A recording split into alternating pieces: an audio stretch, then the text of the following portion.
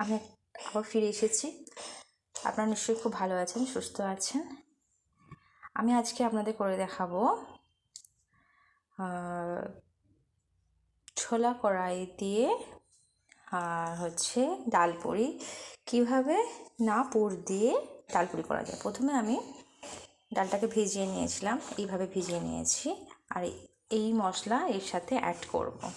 ধনে, জিরে, মৌরি, আদা, জোয়ান, এই কটা জিনিস নিয়ে এই ছোলা কড়াইয়ের সাথে অ্যাড করে মিক্স করব। দেখুন বন্ধুরা, সব রকম আমি দিয়ে এবার মিক্সারে মিক্স করে নেব। মিক্স করার পর এই ফ্লেভার এসছে।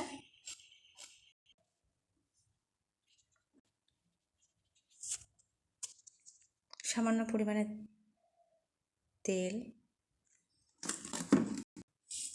একটু চিনি,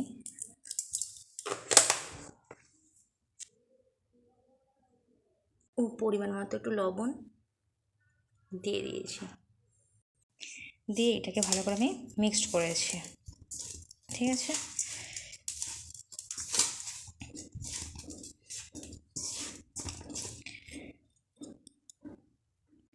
এবারে সমস্ত এই মিক্সচার এইটা দিয়েই মিক্সড করতে হবে, না জল না দিয়ে। মনে রাখতে হবে কোনো জল দেওয়া যাবে না।